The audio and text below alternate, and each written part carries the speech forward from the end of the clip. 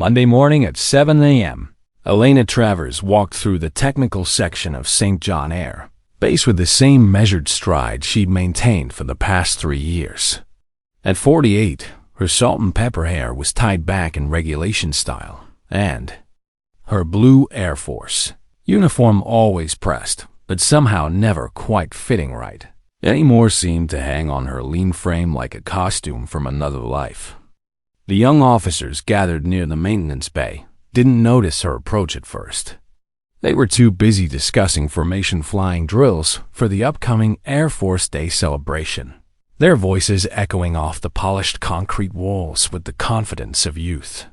Formation lead is going to be tricky, Lieutenant Marcus Henderson was saying, adjusting his khaki uniform, especially with those crosswinds they're predicting. That's when Sergeant Felipe Rodriguez spotted Elena walking past.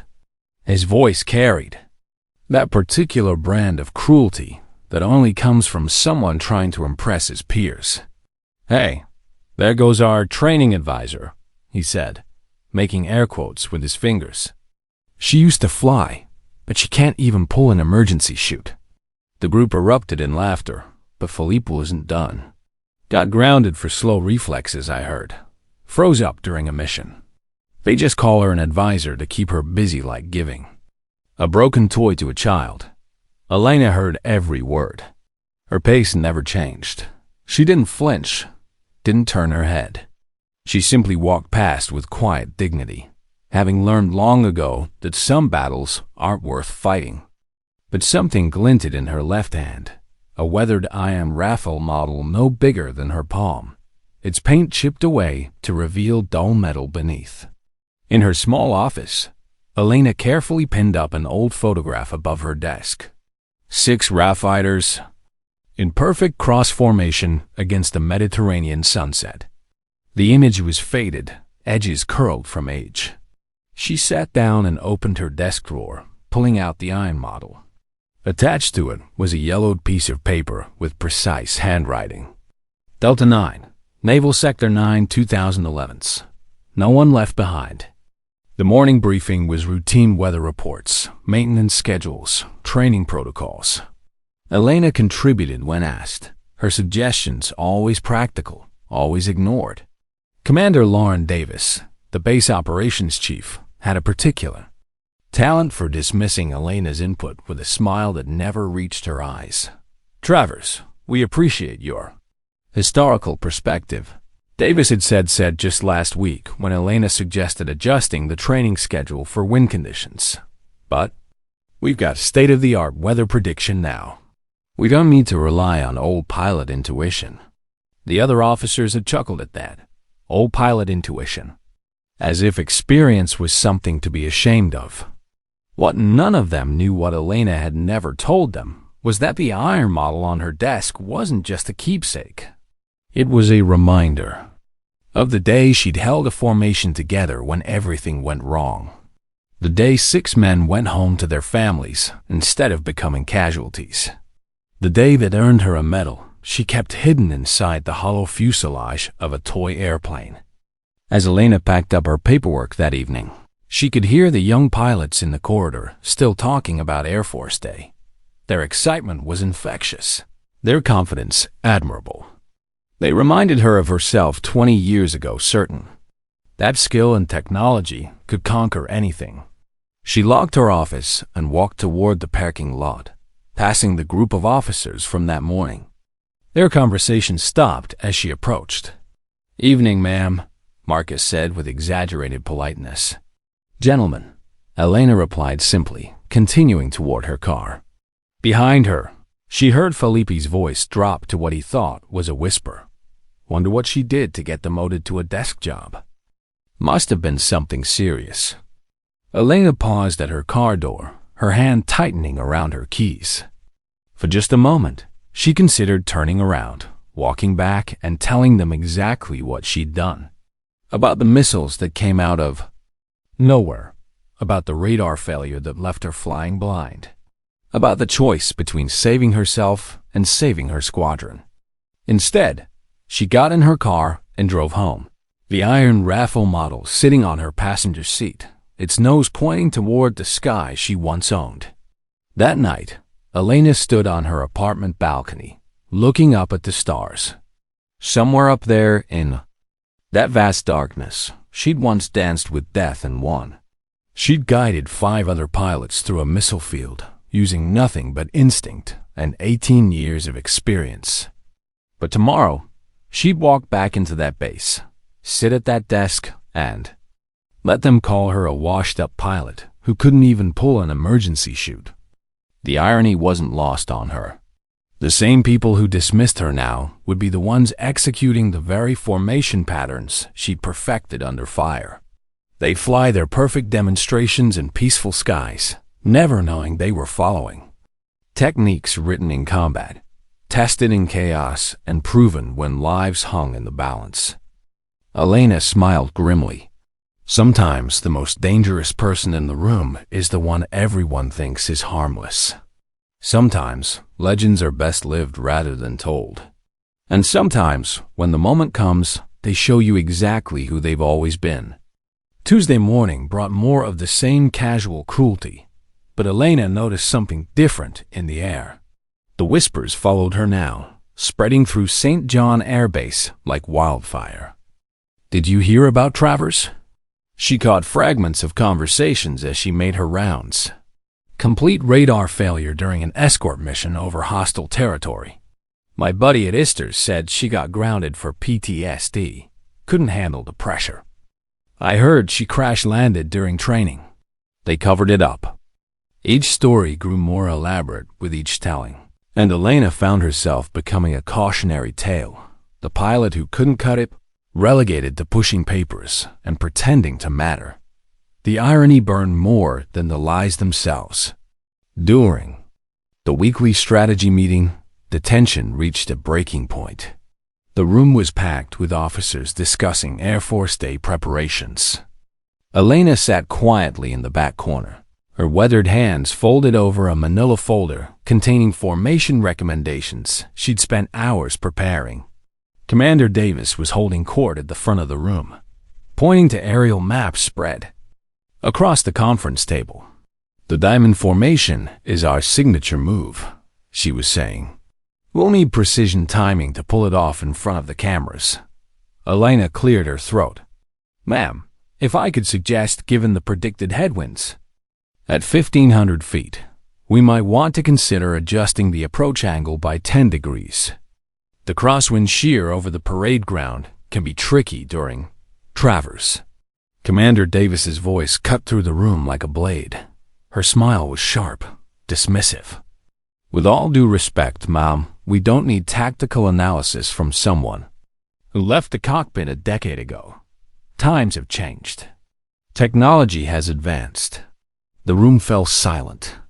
Elena felt the weight of every pair of eyes on her. She gathered her papers with deliberate care, then walked toward the door.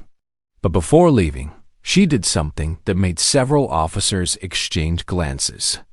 She placed her iron Rafale model on the conference table, positioning it so the aircraft's nose pointed directly toward the window toward the sky. "You might want to check the weather reports from 2011, she said quietly. "Similar conditions, similar formation, different outcome." The door closed behind her with a soft click. Young Airman Peter DeBoer was cleaning Elena's office Wednesday when he accidentally knocked over her Rafale model. The small aircraft hit the floor with a metallic clang that seemed too heavy for its size. Something small and dark rolled out from inside the hollow fuselage. Peter bent down and picked it up, a medal, small and tarnished, shaped like a diving hawk. The inscription was worn but readable. Croix de Guerre, Gulf of Aden, 2011. Peter had been in the Air Force for exactly 8 months. He'd never seen anything like this medal, but he knew enough to understand that the Croix de Guerre wasn't handed out for paperwork. It was earned in combat, under fire, when lives hung in the balance. Confused and more than a little concerned about having broken something that clearly mattered, Peter sought out Chief Engineer Tom Mitchell, the oldest person on base. Mitchell had been at St. John for 37 years, had seen pilots come and go, had watched the Air Force evolve from his position in the maintenance crews. When Peter showed him the medal, Mitchell's weathered face went pale. "Where did you find this?" he whispered, looking around nervously. "It fell out of Advisor Travers' model airplane. I was cleaning her office and knocked it over by accident." "Do you know what it means?" Mitchell was quiet for a long moment, turning the medal over in his calloused hands. Finally, he spoke in a voice barely above a whisper. "Son, that woman once saved an entire squadron. Delta 9 formation, September 2011. 6 Rafales providing air cover for a naval convoy. Enemy missiles locked onto them, heat seekers coming. In fast." Peter leaned closer, captivated despite himself. Travers' radar went dark. Complete system failure. But instead of breaking formation and running, she held position. Used nothing but instinct and 18 years of experience to guide. A wingman through a missile field. What happened? She saved all 6 aircraft and the convoy below. Not a single casualty. Mitchell handed the medal back to Peter. But the mission is classified for 30 years. Nobody talks about it officially. That evening, Peter couldn't shake what he'd learned. He returned the medal to Elena's office, carefully placing it back inside the model airplane. But he also did something else. He started asking questions. In the enlisted quarters, over dinner, and during off-duty hours, Peter began gathering information. He talked to older mechanics, longtime staff sergeants, anyone who might remember the woman everyone dismissed as a washed-up advisor. The stories he heard painted a different picture entirely. Elena Travers hadn't been demoted, she'd requested the transfer to training after completing one of the most distinguished combat records in recent French Air Force history. The radar failure that grounded her wasn't a failure at all. It was the day she'd performed the miracle. By Thursday morning, a small group of younger airmen had formed around Peter, all of them looking at Elena Travers with new eyes. They watched her walk through the base with that same measured stride, saw how she carried herself with quiet dignity despite the mockery, noticed how she still looked up at the sky with the expression of someone who belonged there. But Elena remained unaware of this shift.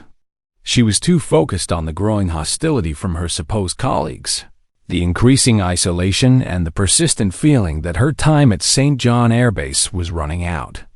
What she didn't know was that everything was about to change. Thursday afternoon brought the kind of crisis that could make or break careers. Lieutenant Damien Rousseau, the designated lead pilot for the Air Force Day formation display, collapsed in his cockpit during routine engine tests. The base medical team rushed him to the hospital, where doctors diagnosed acute heart arrhythmia. Damien wouldn't be flying for months. Colonel James Burton looked haggard as he called an emergency meeting. The conference room was packed with every available pilot, their faces reflecting the gravity of the situation. "Gentlemen, we have 72 hours until Air Force Day," Burton announced. "We need a new formation leader. This isn't just any demonstration. It's being broadcast live on national television, with the Minister of Defense in attendance." The room buzzed with nervous energy. Formation flying in front of cameras was different from training exercises.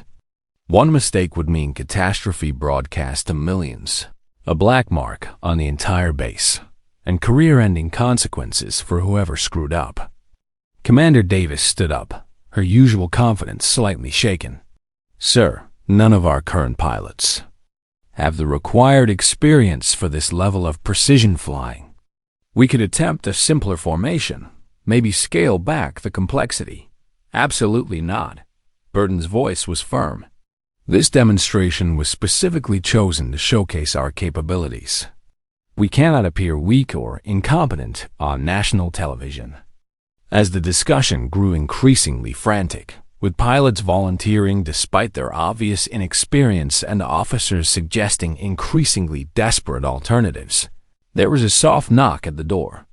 Elena Travers stepped inside. Her posture was straight, her expression calm, but there was something different about her presence. I know every wind pattern over this base, every thermal current, every potential hazard. She paused, letting her words sink in. Give me a chance. Commander Davis scoffed, her face flushing with embarrassment and anger. Ma'am, with respect, this isn't a training flight. This is live television, national prestige on the line. We need someone with current certification, someone who, enough. The voice belonged to Brigadier General Robert Stone, who had been observing from the back of the room as General Staff Representative. His word carried absolute authority, and the room fell silent. Give her a test flight tomorrow morning, he said, his eyes fixed on Elena with an expression that suggested he knew something the others didn't. If the aircraft systems recognize her clearance codes, if her hands remember what her mind might have forgotten, then we'll have our answer. Davis opened her mouth to protest, but Stone's raised hand silenced her. This is not a debate, Commander. It's an order. That evening, Elena sat in her apartment, staring at the iron Raphael model on her kitchen table. Tomorrow would either vindicate 30 years of service or confirm what everyone already believed, that she was a washed-up pilot living in the past. Her phone buzzed with a text from Peter Dubois. Ma'am, I wanted you to know some of us believe in you. Whatever happens tomorrow, you've got support. Elena smiled grimly. The kid had no idea what he was supporting, but his faith meant more than he could know. Meanwhile, in the officers' quarters, Commander Davis was making phone calls. By morning, she wanted to ensure that Elena's failure would be thoroughly documented, widely witnessed, and career-ending. If the old woman wanted to humiliate herself publicly, Davis would make sure the entire base learned the lesson. What Davis didn't know was that General Stone had made some calls of his own. Calls to classified archives, to personnel records. That required special clearance to access, to people who remembered September 2011 and the mission that officially never happened. By Thursday night, two very different groups were preparing for Friday's test flight. One expected to witness a public failure that would finally put Elena Travers in her place. The other was about to discover exactly who they'd been mocking. For the past 3 years, Elena stood on her balcony one more time, looking up at the stars. Tomorrow, she would either prove that legends could return to life, or she would confirm that some things are better left in the past. She picked up the iron Raphael model, feeling its familiar weight in her palm. Inside the hollow fuselage, the Croix de Guerre shifted slightly, a reminder of the day she'd chosen courage over safety, her squadron over herself. Well, old friend, she whispered to the model. One more time. The stars offered no reply, but Elena could have sworn she heard the distant sound of jet engines calling her home. Friday morning, 0600 hours. The hangar was unusually quiet as Elena approached her assigned Raphael. The aircraft sat in pristine condition, twin engines gleaming under fluorescent lights, its sleek profile radiating barely contained power. Peter Dubois stood with the ground crew, trying to hide his nervousness. Chief Engineer Mitchell was checking systems one final time, his weathered hands moving with practiced efficiency. In the observation area, officers had gathered in unusual numbers, some to witness Elena's vindication, others hoping for her failure. Commander Davis stood at the front of the group, clipboard in hand, ready to document what she expected would be an embarrassing end to Elena's aviation career. Elena climbed into the cockpit with movements that seemed rusty at first, then became fluid, natural like muscle memory awakening after a long sleep. She adjusted her helmet, secured her harness, and placed her palm on the biometric scanner. The response was immediate and shocking. Confirmed. Delta 9 Formation Combat Code ELTK-18 active. The computerized voice echoed through the hangar communication system. The ground crew exchanged bewildered glances. Those codes hadn't been active for over a decade. Peter, monitoring communications, nearly dropped his headset. "Sir," he called to Mitchell, "those are original combat authorization codes. Only squadron leaders carried active combat status." Senior Technician Robert Walsh stared at his screen in disbelief. "This is impossible. Those codes belong to the lead pilot of the Libya escort formation in 2011. But that pilot was just a legend." Through the intercom, they heard Elena's voice, calm, professional, but carrying an authority that hadn't been there before.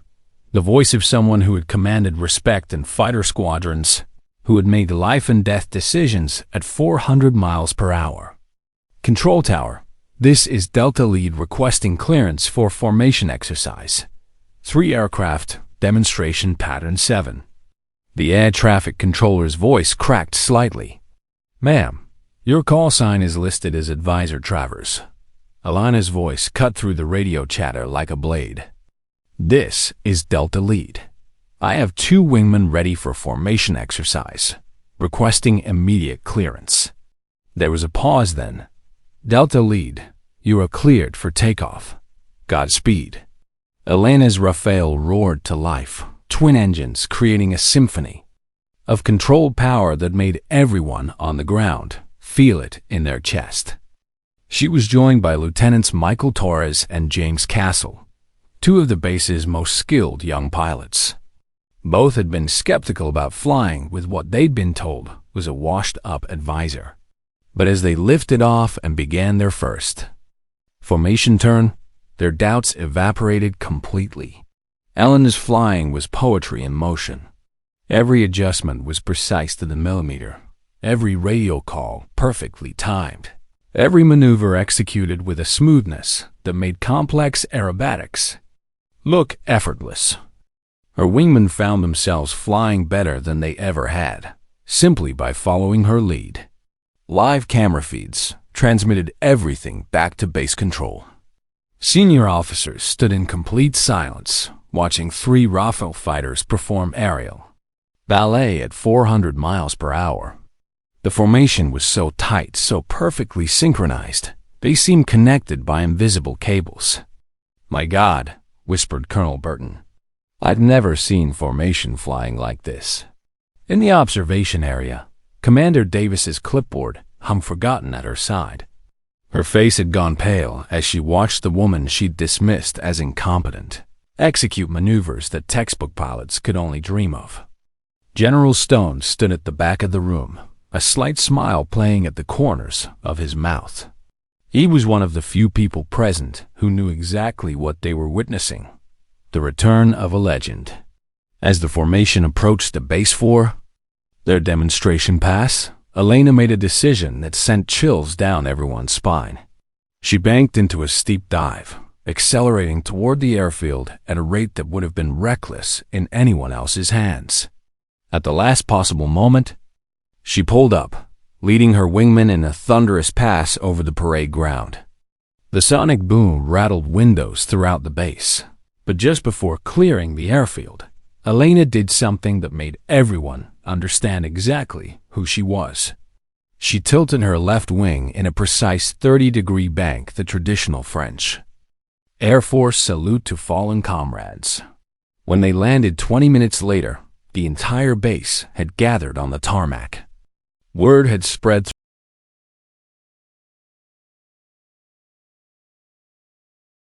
The general removed his cap and rendered a full military salute. "Captain Elena Travers," he announced, his voice carrying across the silent airfield. "The pilot who saved my life and 5 other men on September 14th, 2011. The woman who, when her radar failed and missiles filled the sky, chose to stay and fight rather than run." He paused, letting his words settle over the crowd like a blanket. Today, Captain Travers has once again demonstrated why she carries the call sign Delta Lead, and why the French Air Force owes her a debt that can never be repaid. Commander Davis stood frozen, her career suddenly feeling very uncertain. Around her, The officers who had mocked Elena's old pilot intuition were beginning to understand the magnitude of their mistake. Young Airman Peter approached hesitantly, carrying Elena's iron raffle model. His hand shook as he offered it back to her. Elena looked at the model, then at Peter, then at the crowd of young faces staring at her with newfound respect. Instead of taking it back, she gently closed Peter's fingers around it. "Keep it," she said quietly, "and remember, never let anyone. Good be forgotten in some dusty cabinet. The sky remembers everyone who's ever flown through it with courage." The crowd began to disperse, but the whispers that followed Elena now were different. Stories of her heroism began to replace the lies that had haunted her. The legend was no longer hidden. Elena had passed her test, but more than that, she had reclaimed her place in the sky. Word of Elena's performance spread throughout St. John Air Base with the speed that only military gossip could achieve. By evening, the story had evolved. From whispers of a decent test flight to accounts of flying that bordered on the miraculous. In the enlisted quarters, Peter Dubois and his growing circle of supporters began creating something unprecedented, a wall dedicated to Delta 9 Squadron. They collected old photographs, mission reports that weren't classified, and testimonials from mechanics and ground crew who had worked with Elena during her active duty years. But Commander Davis wasn't finished. If anything, Elena's success had made her more dangerous. A washed-up pilot could be dismissed and forgotten. A proven legend could expose the incompetence of those who had replaced her. Saturday morning, Davis called her own meeting with the base's senior pilots. "Yesterday was impressive," she admitted grudgingly. "But one good flight doesn't erase years of desk duty. We still need consistency, reliability. Air Force Day isn't a test flight. It's a live demonstration with no room for error." Lieutenant Marcus Henderson, who had been one of Elena's most vocal critics, shifted uncomfortably. "Ma'am, with respect, that wasn't just a good flight. That was... I've never seen anything like it." "Henderson, you're young and easily impressed," Davis snapped. "Combat flying and demonstration flying are completely different. Travers might have been good once, but she's been out of practice for years. Do we really want to risk national embarrassment based on nostalgia?" But Davis was fighting a losing battle. Chief Engineer Mitchell had been quietly sharing what he knew about Elena's service record. The stories were spreading faster than she could contain them. Meanwhile, General Stone was making his own preparations. He'd spent Friday evening on secure communications with military archives, gathering information that had been classified for over a decade. What he'd learned had only confirmed what he'd suspected the moment he heard Elena's call sign over the radio. Sunday afternoon, Elena was in her office when Peter knocked on her door. He entered carrying a thick folder and wearing an expression of barely contained excitement. "Ma'am, I hope you don't mind, but some of us have been researching your service record. The public parts, I mean. We found mission reports, commendations, training records." Elena looked at the folder with mixed feelings. Her past wasn't something she'd ever wanted to broadcast. "Peter, I appreciate the support, but, ma'am, you need to see this." Peter opened the folder to reveal photographs of Elena from her active duty years. Flight suit pressed, medals on her chest, standing beside Rafale fighters with the confidence of someone who owned the sky.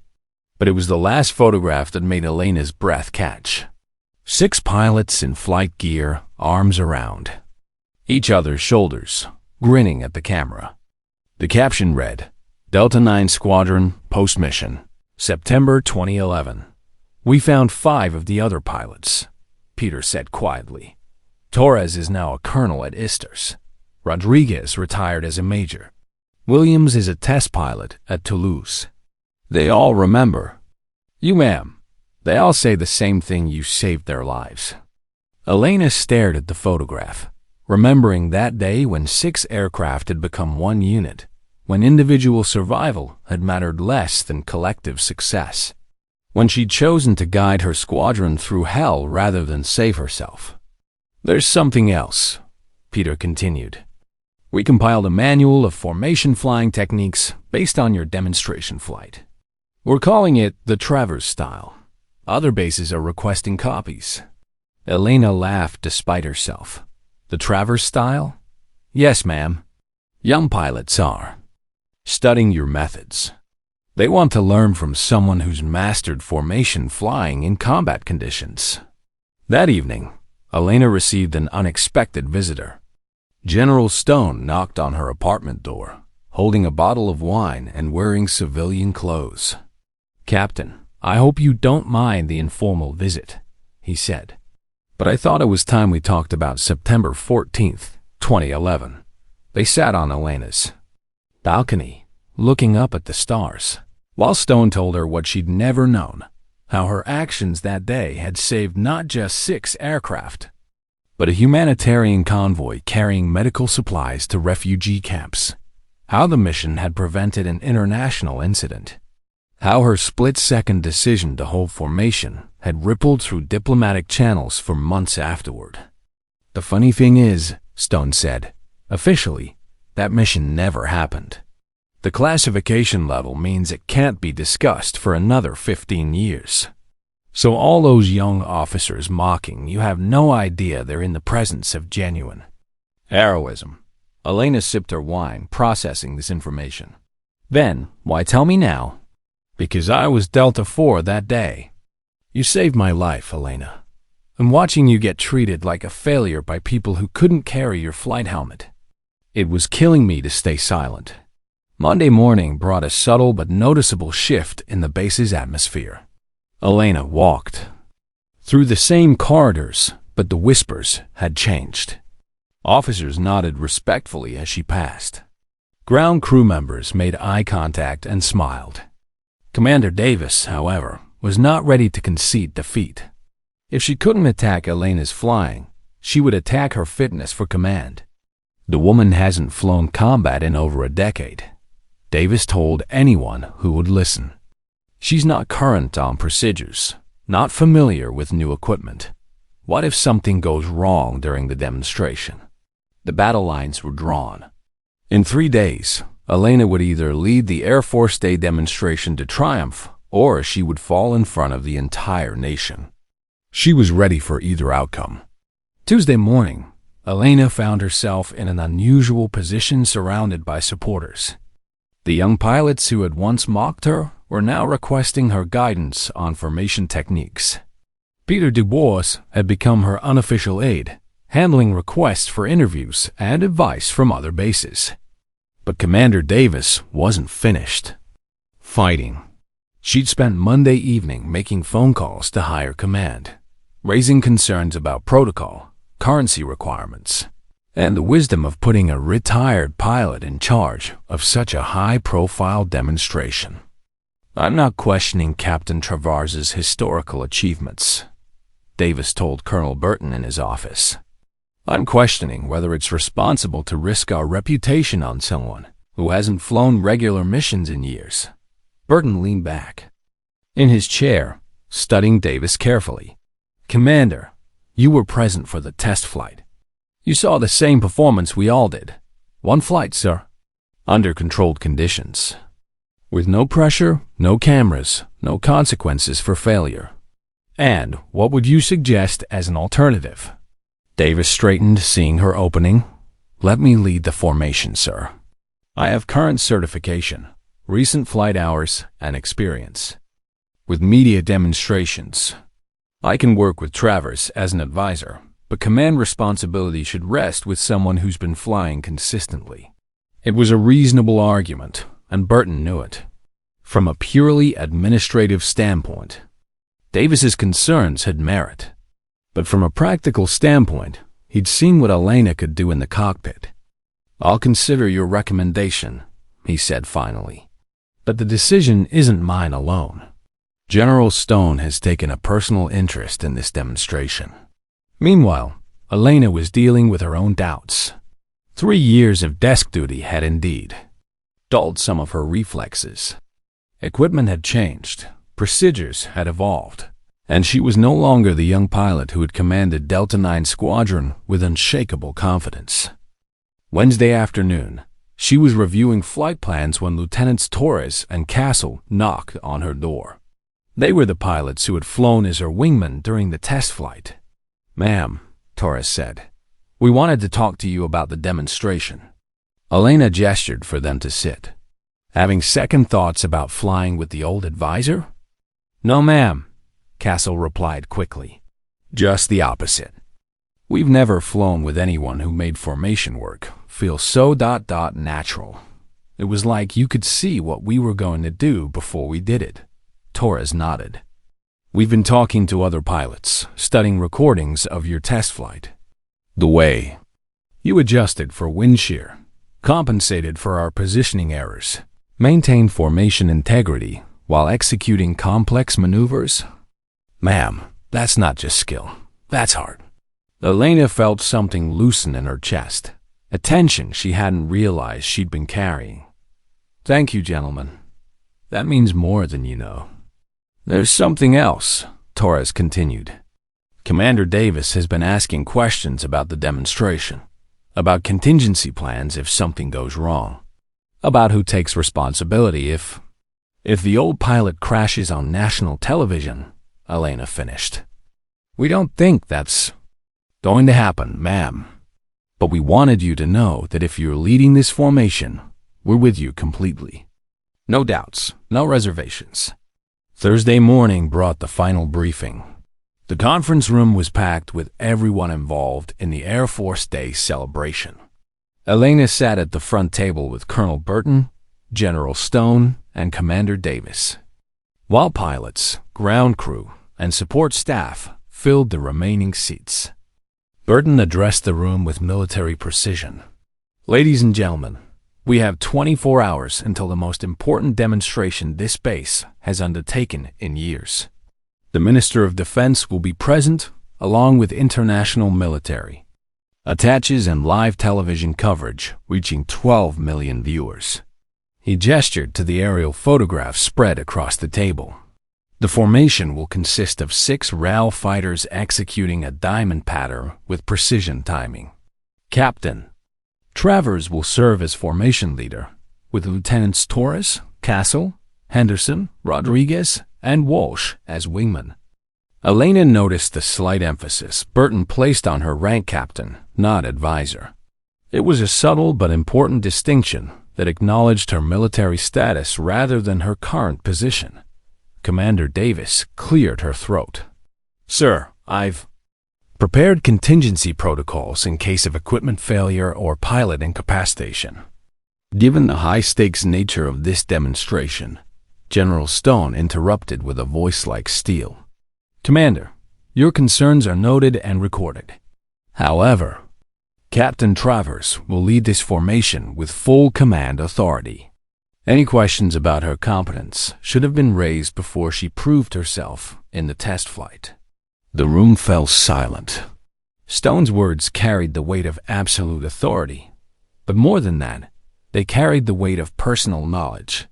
He knew what Elena had accomplished, what she was capable of, and what she meant to the Air Force's heritage.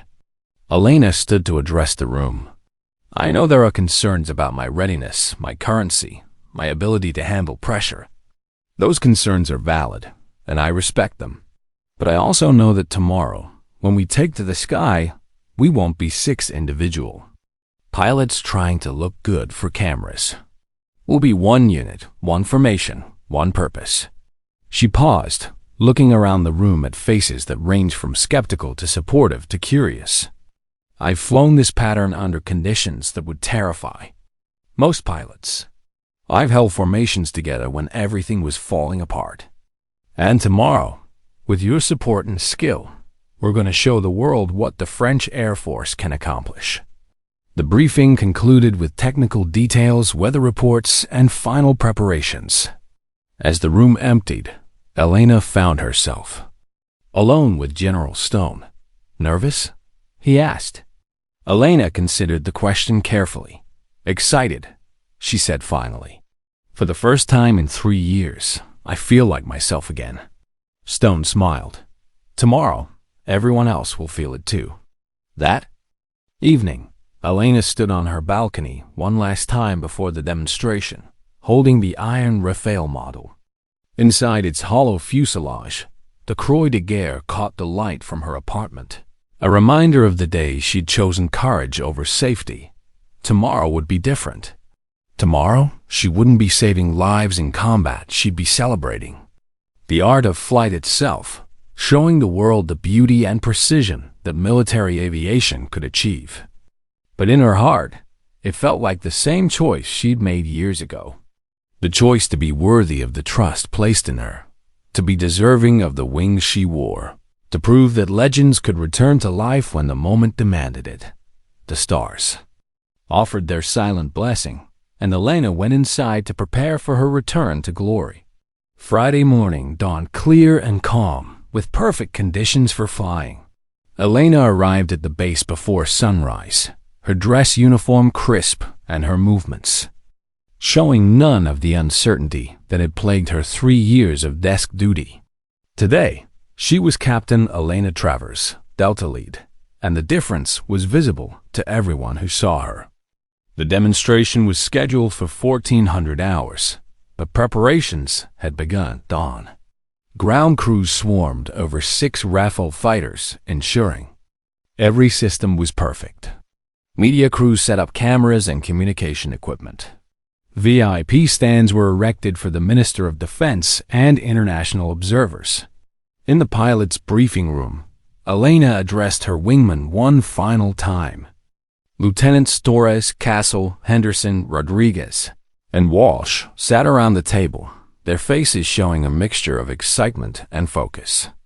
These weren't the same cocky young officers who had mocked her just days ago. They were pilots about to fly with a legend. "Gentlemen," Elena began, her voice carrying the calm authority that had guided squadrons through combat. "Today we're not just representing ourselves or this base. We're representing every pilot who's ever trusted their wingman.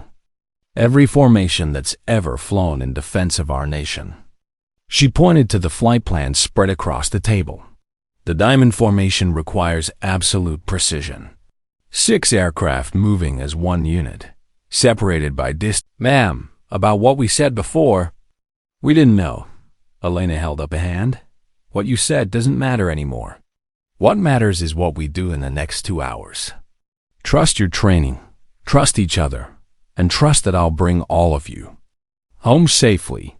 Commander Davis had positioned herself in the control tower, ostensibly to coordinate communications, but actually to witness what she still hoped would be Elena's failure. She'd spend the morning making subtle comments about the risks of putting an untested pilot in charge of such a critical demonstration. "I just hope she doesn't freeze up when she sees those cameras," Davis muttered to Colonel Burton as they watched the pilots walk toward their aircraft. Burton's response was crisp. "Commander, that woman has flown in conditions you can't imagine. I think she can handle some television cameras." At 1350 hours, 6 Rafale fighters sat on the tarmac in perfect formation, their engines spooling up with a sound that made everyone within half a mile feel the power in their bones. Elena, in the lead aircraft, ran through her final checks with the methodical precision of someone who had done this hundreds of times. The VIP stands were filled with dignitaries, military attaches from 6 nations, and media representatives. 12 million television viewers were about to witness either a triumph or a disaster. There would be no middle ground. "Delta formation, this is Tower," came the air traffic controller's voice. "You are cleared for demonstration pattern 7. Weather conditions optimal. Good luck." Elena's voice came back steady and confident. "Tower, this is Delta Lead. Formation of 6, beginning demonstration sequence. Delta formation, check in. Delta 2, ready. Delta 3, ready. Delta 4, ready. Delta 5, ready. Delta 6, ready. Delta formation, execute takeoff sequence. Follow my lead." The 6 Rafales lifted off in perfect sequence, their timing so precise they seemed choreographed. Elena led them into a climbing turn that showcased the aircraft's capabilities while positioning them for the first phase of the demonstration. On the ground, General Stone stood with the Minister of Defense, watching the formation with professional satisfaction. "Minister, you're about to see why French pilots are considered among the world's finest." The formation climbed to 3,000 feet, where Elena executed the first major maneuver, a hard, banking turn that brought all 6 aircraft across the airfield in a tight diamond pattern. The precision was breathtaking. The aircraft moved as if connected by invisible cables, maintaining perfect spacing while executing complex aerial choreography. In the control tower, Commander Davis watched with growing unease. This wasn't the performance of a washed-up pilot struggling to keep up. This was mastery on display. Elena's voice came over the radio, calm and professional. "Delta formation, prepare for diamond spread. On my mark, ... mark." The 6 aircraft separated into a wider diamond pattern, then closed back together in a maneuver that required split-second timing. Any error would result in collision, but Elena's wingman followed her lead with absolute trust. Lieutenant Torres, flying Delta II, keyed his radio. "Lead, this is incredible. I've never felt this connected to a formation." "Stay focused, too," Elena replied. "We're just getting started." The demonstration continued with increasingly complex maneuvers. Elena led her formation through vertical climbs, diving passes, and precision turns that showcased both individual skill and collective coordination. The crowd on the ground watched in stunned silence as 6 fighter aircraft performed aerial ballet at 400 miles per hour. But Elena wasn't done. For the finale, she had planned something that would either cement her legend or end her career. Delta formation. Prepare for combat spread into victory formation. This one's for everyone who ever doubted what we could do. She banked into a steep dive, accelerating toward the airfield at a speed that made the ground crews step back instinctively. At what seemed like the last possible moment, she pulled up, leading her wingman in a thunderous pass over the VIP stands that rattled windows and made hearts race. Then, just as she had done during her test flight, Elena tilted her left wing in the traditional salute to fallen comrades. But this time, all 6 aircraft followed her lead, creating a moment of such perfect synchronization that even the international military attaches broke into applause. The formation completed there. Pass and climb back to altitude for the final approach. Elena's voice came over the radio one last time, not just to her wingman but broadcast to the entire base. "Ladies and gentlemen, this is Delta Lead. Formation demonstration complete. It has been an honor to fly with these exceptional pilots and to represent the finest Air Force in the world." As the 6 Rafales landed in perfect sequence, the crowd erupted. The Minister of Defense was on his feet applauding. International observers were taking notes and making urgent phone calls. Television commentators struggled to find words adequate to describe what they had just witnessed. Elena taxied to her parking spot and shut down her engines. As her canopy opened, she could see the entire base personnel gathered on the tarmac, applauding with enthusiasm that bordered on reverence. General Stone was the first to reach her aircraft, but he wasn't alone. Behind him came Colonel Burton, the 5 pilots who had flown as her wingmen, and even some of the officers who had previously dismissed her. But it was Peter Dubois who spoke for everyone when he shouted over the crowd noise, "Ma'am, that was the most incredible flying I've ever seen."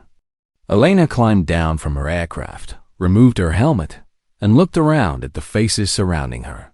For the first time in 3 years, she saw respect instead of dismissal, admiration instead of mockery. Commander Davis stood at the edge of the crowd, her clipboard forgotten, her face pale with the realization that she had spent months undermining a pilot whose skill she could never hope to match. Elena caught her eye across the tarmac and nodded once, not in triumph, but in the simple acknowledgement that some battles end not with victory or defeat, but with truth. That evening, after the congratulations and official photographs and media interviews, Elena returned to her small office one last time. She wrote 2 things that would define how her story ended. The first was a note, which she tucked into the cockpit of the Rafale she had flown. If any pilot found it years later, they would read, "If you survive today, become the person who keeps the flight path clear for others." The sky is big enough for everyone, but only if we watch out for each other. I only hope that pilots who come after me will fly with courage, land safely, and live to tell their stories to someone who needs to hear them. But Elena's story didn't end with her departure.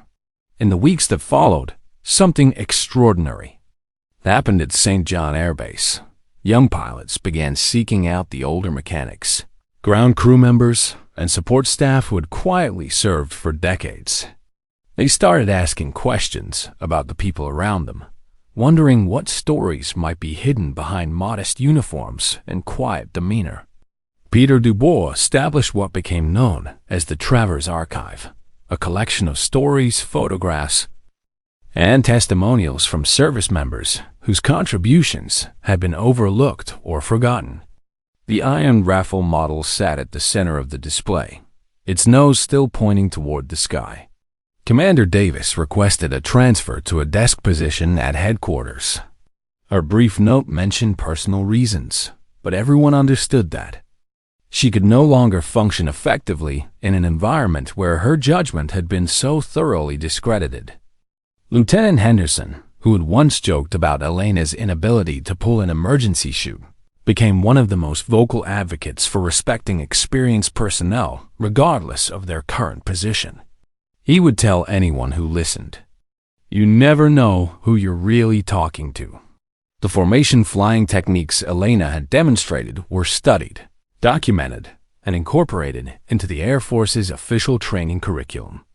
The Travers method became standard instruction for precision formation flying, though Elena herself never sought credit for the innovation. 6 months later, Elena received a letter at her small cottage in the countryside. It was from Lieutenant Torres, now promoted to captain after his exemplary performance as Delta II. "Ma'am," the letter read, "I wanted you to know that we're still flying your formations. Every time we take to the sky, we carry forward what you taught us, not just the technical skills, but the understanding that we're part of something larger than ourselves. That when we trust each other completely, we can accomplish things that seem impossible." He continued, "I also wanted you to know that the young pilots coming through training now are different. They look at everyone with more respect, ask more questions, assume less. They understand that heroism doesn't always wear the uniform they expect." Elena smiled as she read the letter, sitting in her garden with her tea, the iron Rafale model on the table beside her. She had no need for monuments or recognition. Her legacy was flying through the sky every day, carried forward by pilots who understood that experience and courage come in many forms. The final paragraph of Torres's letter made her laugh out loud. "By the way, ma'am, that kid Peter Dubois made it through pilot training. He's requesting assignment to Delta Squadron. Says he wants to learn from the best, even if the best is busy teaching the next generation." Elena looked up at the sky, where contrails marked the passage of military aircraft conducting their training exercises. Somewhere up there, young pilots were learning that the most dangerous person in the room might be the one everyone thinks is harmless.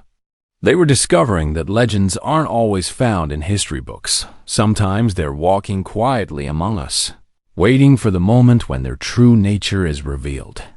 She thought about Commander Davis, about the officers who had dismissed her, about the cruel jokes and casual cruelty. She felt no anger toward them now, only a kind of sad understanding.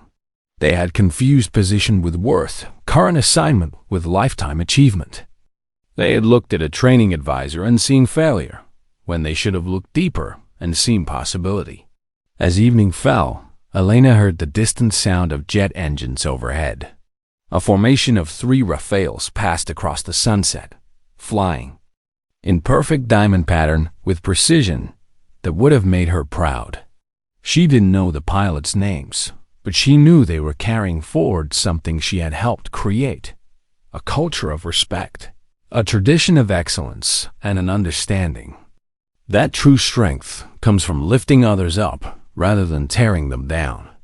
Elena raised her teacup in a silent toast to the aircraft overhead, then to the iron Rafale model on her table, then to all the quiet heroes walking among us whose stories we haven't yet learned to see. Some legends, she thought, are best lived rather than told. Some victories are measured not in personal recognition, but in the success of those who come after us. And sometimes, the most important thing a person can do is prove that heroism never truly retires. It just waits patiently for the moment when it's needed most. The sky belonged to a new generation now, but it carried forward the lessons of those who had flown before.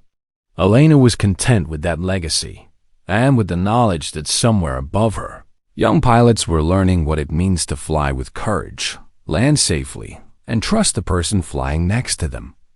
That trust, more than any medal or commendation, was the greatest gift she could have given them. And as the last contrails faded from the sunset sky, Elena Travers' former Delta lead, former legend, former pilot who had once saved an entire squadron, smiled and went